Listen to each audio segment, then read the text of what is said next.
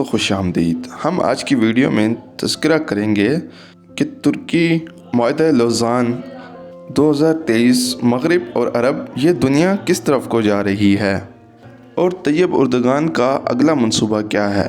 وہ کہانی جو ارطغرل غازی سے شروع ہوئی اور ان کے بیٹے عثمان غازی نے 1299 میں خلافت عثمانیہ کی بنیاد رکھی ترکی میں، اور پھر دنیا نے دیکھا کہ ترکوں نے 3 براعظموں پر حکومت کی۔ جب ان کا زوال آیا تو ان کی ریاست میں سے 40 ممالک نکلے، اور اس کے بعد کیسے ان کو 100 سال تک ایک معاہدے کے ذریعے باندھ دیا گیا۔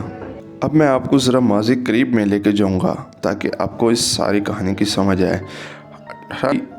2016 کو اچانک پتہ چلتا ہے کہ ترکی میں مارشل لا لگانے کی کوشش کی گئی ہے، فوج سڑکوں پر آ گئی ہے اور انہوں نے اداروں کا کنٹرول سنبھال لیا ہے۔ وہ دراصل طیب اردگان اور ترکوں کا کچھ لوگ راستہ روکنا چاہتے تھے 2023 سے پہلے۔ ایسا نہیں ہے کہ وہ اب کوشش نہیں کر رہے، ابھی بھی یہ لڑائی کسی نہ کسی سطح پر چل رہی ہے۔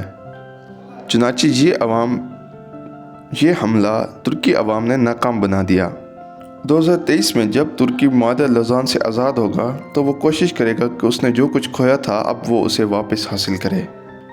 ان کی کوشش ہوگی کہ جو ممالک ان سے واپس لے لیے گئے تھے ان کو دوبارہ حاصل کیا جائے، اور سب سے اہم ان کو حجاز مقدس کی حفاظت کی ذمہ داری ملے، جو کہ ہر اسلامی ممالک کا خواب ہے۔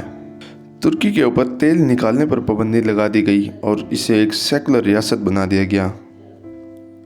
طیب اردگان نے بڑے اچھے طریقے سے خود کو اور اپنی قوم کو سنبھالا ہوا ہے، اور تمام سازشوں دشمنوں کا مقابلہ بڑی دلیری سے کر رہے ہیں۔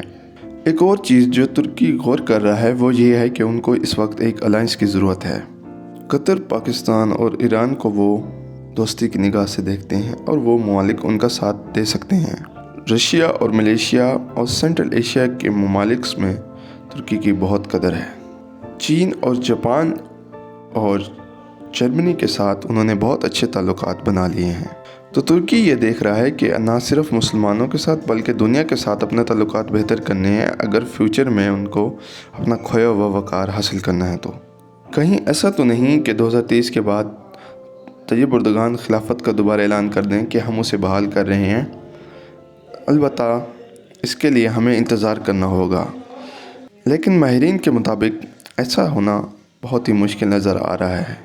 لیکن حقیقت یہ ہے کہ گزشتہ 20 سالوں میں لوگ اسلام کے ساتھ بہت زیادہ جڑے ہیں ترکی میں۔ ہر بچہ، ہر آدمی ترکی میں بہت خوبصورت تلاوت کرتے ہیں، اور چند ایک سپارے ہر انسان وہاں پہ حفظ کر لیتا ہے۔ یہ بہت ہی خوشائن بات ہے۔ ترکی کی زیادہ امیدیں پاکستان سے بھی وابستہ ہیں۔ پاکستان کے ایک صوفی بزرگ گزرے ہیں، ان کا ایک کلپ میں آپ کو ضرور سنوانا چاہوں گا، ملاحظہ فرمائیے۔ پاکستان کی ہاں اور نہ میں اقوام عالم کے فیصلے ہوا کریں گے۔ یہ آپ نے ملاحظہ فرمایا۔ تو کیا 2023 میں پاکستان اس پوزیشن میں آ سکتا ہے؟ ہو سکتا ہے، کیونکہ جغرافی لحاظ سے پاکستان بڑی زبردست پوزیشن پر بیٹھا ہوا ہے۔ تو ترکی کو پاکستان سے بہت زیادہ امیدیں وابستہ ہیں۔ ہمیں آنے والے وقت میں دیکھنا ہوگا کہ اونٹ کس کروٹ بیٹھتا ہے۔ سمجھنے والے کو صاف نظر آ رہا ہے کہ مستقبل کس کا ہے۔ اسی کے ساتھ اجازت دیجیے، خدا نگہباں۔